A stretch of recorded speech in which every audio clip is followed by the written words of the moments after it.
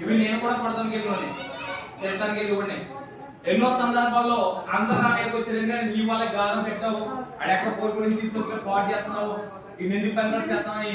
నా దగ్గర ఇప్పటికీ 2-3 లెటర్లు రాసిన లెటర్లు ఏంటి వాళ్ళ భార్యను కొట్టనని, కుటుంబాలు కొట్టని, పక్కన గొడవకి వెళ్ళండి. ఒకప్పుడు ఎందుకు పనికిరాడని అందరికంటే వేసిన ఈ వ్యక్తి దేవుడు అందరికి పనికి వచ్చేవాడుగా దేవుడు ఏర్పరిచాడు. అంతేకాదు వాళ్ళు కష్టపడాలి, మనస్తత్వం ఉండాలని కష్టపడితే ఏదైనా సంపాదించుకొచ్చి ఫెయిల్ అయిపోయి మళ్ళీ రాయాడు, మళ్ళీ పాస్ అవ్వడు. అయితే అందరూ పాస్ అవుతారు అనుకుంటూ వచ్చేమో, కానీ అలా పాస్ అవ్వాలని కట్టి ఈ వయసులో మరి 10th క్లాస్ అభ్యాసం వస్తుంది. ఈ కూడా 10th క్లాస్ మరి పాస్ అయ్యాడు, సర్టిఫికేట్ వచ్చింది. దాన్ని బట్టి దేవుడు మనం చెల్లిస్తున్నాం. ఈ సర్టిఫికేట్ తో ఇక్కడ ఎవరు మన సంఘంలో గాలం జాబులు లేరు. మన సంఘంలో ఎవరు గాలం జాబ్ ఉన్నారా? ఎవరు లేరు. అందరూ పోయి జాబులు తప్ప మనకి గాలం జాబ్ ఇంక్లూడింగ్ మేము కూడా.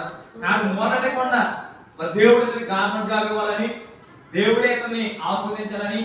ఒకప్పుడు నేను కళ్యాణ్ బెంగాల్ చనిపోతూ మాట అన్నా, ఏ మనకు చేసినా 7 కోణాలు ఏమనొద్దు, మీ తొమ్మిదిలా చూసుకోవాలి. అందుకే నేను చాలా సార్లు నాకు చిరాకు అనిపిస్తాడు. అయినా సరే మా అమ్మగారు చెప్పిన మాట, ఇతడు నా పట్ల ఒకప్పుడు చూపెట్టిన అపారమైన ప్రేమ మరి దేవుడు ఇదిగోండి 10th క్లాస్ అందరూ కూడా మరి 10th క్లాస్ మార్క్ లిస్టులు అప్పుడు కూడా దేవుడు